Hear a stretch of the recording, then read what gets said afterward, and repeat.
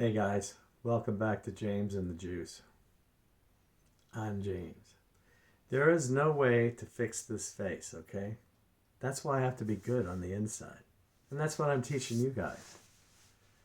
If you're good on the inside, it matters less what you look like on the outside. Women are different than men. They really do love you for who you are. You gotta believe that, even if you don't. So this is my house.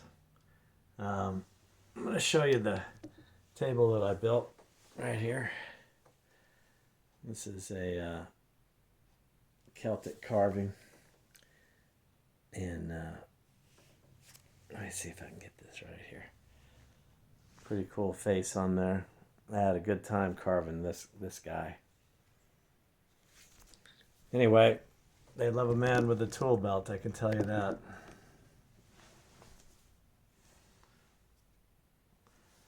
So, welcome to part 3. This is relationships, and this is fixing the problem. Most women say this: I like my men strong and yet sensitive. What the hell does that mean? Them there's two different things. Can't these girls make up their minds? It's true. It's a pregnant line. I'll give you that, dudes. A seeming paradox. Full of all kinds of emotional baggage. Sensitive yet strong. This is going to take some time to unpack, so we're going to need a little personal background in here. Okay, Mr. Juice, if you're so damn smart, how'd you get women when you were young? You probably didn't get shit. I did have girls, and I had women. Not as many as I wanted, but enough. Not to brag, I fell into it by accident. Ironically, because I was shy. I discovered that it was better when girls came to me.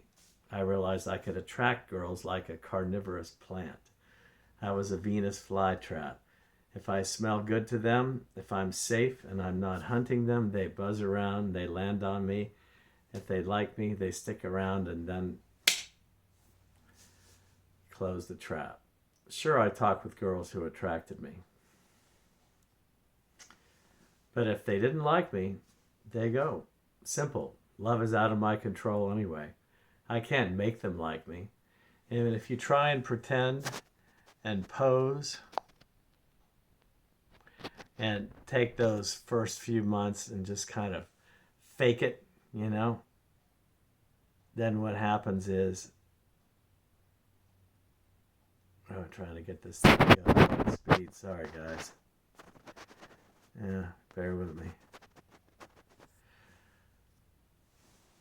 If you try and pretend and pose early in dating, which is a bit like lying, after a few months, the real you comes out anyway. Better to put the real you out front in the beginning. Either they like the real me or they don't. Simple as that. It's going to be that way in the long run. I was never the hunter. I was not built as a predator of females. I was too shy. I turned sensitivity into a lure, an advantage. Women love sensitive men. I didn't spit bullets. I didn't fight guys over girls who used the shotgun approach. You get a lot of rejection that way, and truthfully, I couldn't take that. It hurt too much for a sensitive guy like me. And girls are scared to be hunted. We are big and dangerous men. You have to understand this.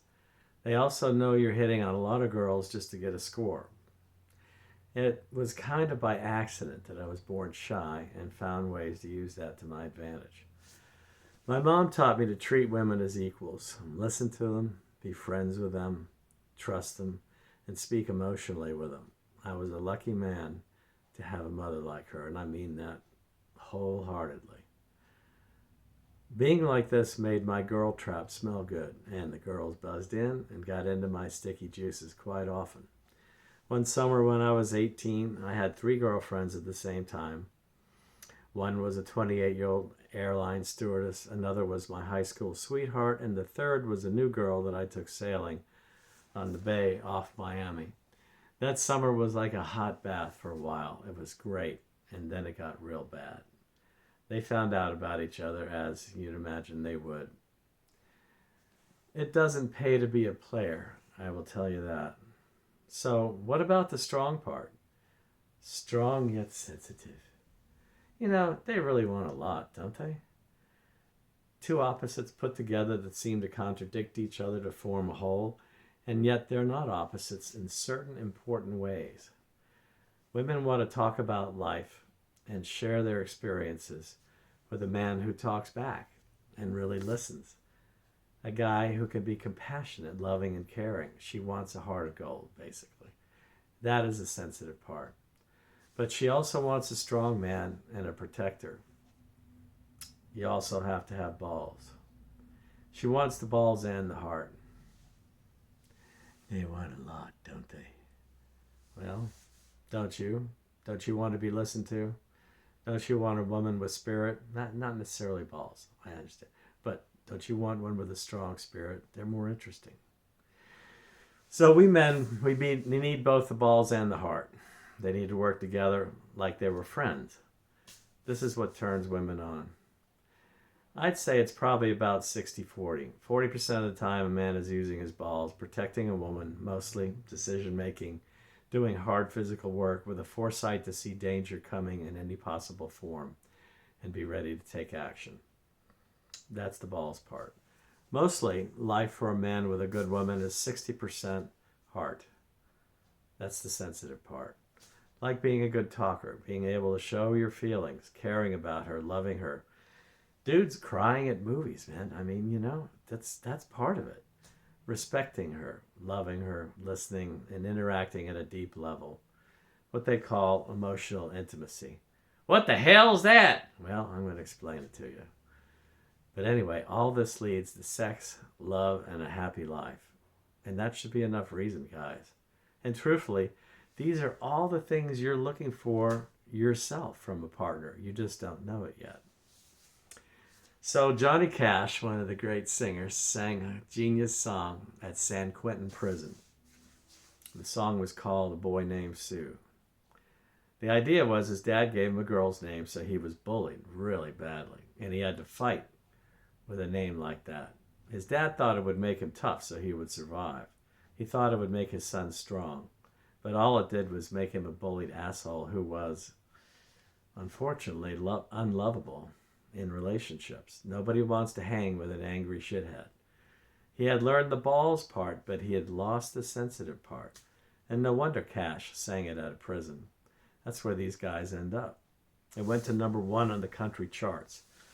Must have hit a nerve. So the fighting angry part alone doesn't work. The male raised this way, he meets a girl and he tells her, look, it's my way or the highway. Maybe the girl likes his muscles, maybe his car, his cute face. So she goes along for a while. And then a honeymoon is over, and all the magic of the first months kind of fade, and they start to get into the real work of relationships. And this kind of guy just has the balls, but he doesn't have the heart. So his heart is closed down because he's learned to protect himself. Pretend to be strong, don't look weak. So when the problems come in life, as they always do, and she demands that his heart be open, she wants to be emotionally intimate, she wants to talk, and he gets scared and tells her, forget it. You're not my soulmate. You're not right for me. And he moves on to another girl. This same process starts all over again and again. And often he attracts the wrong kind of woman, one that wants to be taken care of, looking for a daddy. So there's a failure each time. The psychology pros call this serial monogamy. You may know it as being always on the search for the right girl, but she never shows up. Why? Because you're the problem. You're afraid to open up your heart and go do the deeper work that transforms us all into better people. We men go from flower to flower trying to find the perfect one when the problem really is us, not them. When we men get to middle age, it's too late. We end up on the news as a school shooter or a mass murderer. We realize we can't find anyone who wants to be with us into the loneliness of old age. The love dream is dead, and the American dream went with it long before. That's when the man visits a gun store, buys an AR-15. So the paradox unfolds further. Hold on to your asses, gentlemen. It's going to get rough from here on out, so pay attention. We men want to be known for who we really are, just like any human. That part that Daddy told us to stuff down deep inside, never let it out. They'll think you're weak. The same Daddy who named his son Sue. So outside strength becomes the inner weakness. You talk about an irony. Irony means things are the opposite of what they seem. It's hard to open up and be sensitive. It's taken me years to be able to do it, and it's taken me years of being in men's groups to open up, to be vulnerable. Even though we want to be, we men really want to open up our deepest selves and tell a lover who we really are, and by doing that, truly be known by someone else, to be understood, to be accepted and belong. We are looking for a lover mother. We want to let it out, but safely. Like having the mom we lost as a young man, but sexy. Yeah, I'm getting a little weird here, I know. We want to discover who we really are because we don't truly know yet. All this comes from the process of opening the heart. And it takes vulnerability, and guess what? Being vulnerable takes balls. Oh, Jesus, there's the paradox. They do go together. That's real strength, being able to be who you really are. So it takes strength to be vulnerable. That's the strength women want to see in us. That's why the sensitive yet strong thing is so difficult. The courage to change and be better. Whew, doggone, that was hard, wasn't it? I was wondering when James was going to get that out. A Love and Venus flytrap with balls. Woo! That's something. I thought we was never going to get there. So, where are we anyway? Yeah, I know. Well, you guys can watch this video over again and go over it one more time and listen carefully. The more vulnerable we are as men is not a weakness. It really means we're strong enough to take it when our partner tests us. And believe me, women test men all the time to see if we're strong inside. When they get emotional and they get irrational, man, they do. No logic at all. They can scream at us. They can freak out. Logic goes out the window. This is the female storm. And it happens all the time. Some women more than others. They want to know we are strong enough to take these storms in life so that we're strong enough to raise their children right, to protect our partner's inner selves as well as their physical selves. Of course, men can also lift weights, work out, play sports, all those things. That's what I do. They love a strong, healthy body as well. But it is important to know that you need the whole package, the unseen as well as the seen. We cannot be afraid to let our anger shields down that we have built up through our male conditioning to be tough. We've been taught that emotions are weak.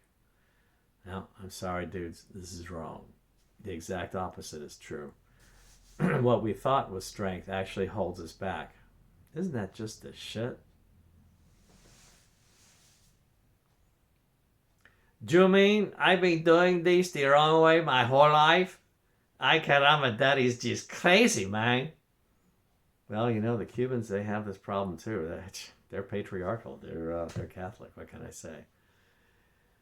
So I thought we were fixing the problem here, you say. Okay, here's how to fix things. How do we get beyond where we are now? I have been, well, let's start this way. Who do you talk to? No, really, you heard me.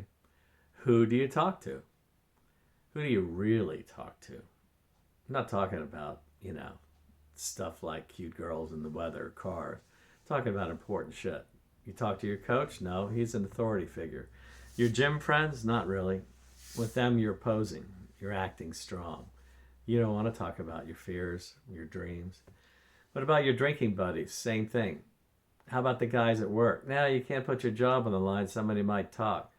Everybody there is worried about the boss and how they look. Your family? No, got to keep up appearances. Anyway, your brother's competing with you. How about your father? Are you serious, man? I never tell Papi nada. You can't tell he's going to get you. So, you see what I mean? There's really no one you're going to really be talking to about the serious shit. About who you want to be, about how you might be failing, about your fears of being good enough, about your dreams, about the kind of woman you want, about how you look at abundance and desire and presence in life. Real change happens with your brothers, face to face. Start a men's circle. Start a men's group. Join one.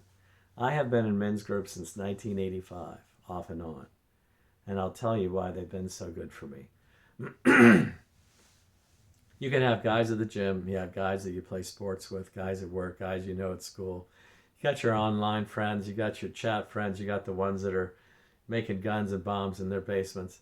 Some of them can be close friends, and you could be lucky, but most guys don't have close friends. About 1 guy in 4 has close friends these days. Dude, that is what happiness is all about. Being able to really talk to somebody. In a men's circle, you get 5 or 6 guys all going through the same shit as you are, not just one. You share it all together, almost like military buddies. They become close friends that you can tell everything to. It's a safe space where you can go deep and find out what other guys are going through in their lives. You can talk about the real stuff, about what happens in group stays in group. All guys are sworn to secrecy. You can put your real self out there and share life in a trusting circle of brothers without fear that people will find out about the real you, at least until you're ready to let it out. So what do? We talk about life as men. We talk about abundance. This means money.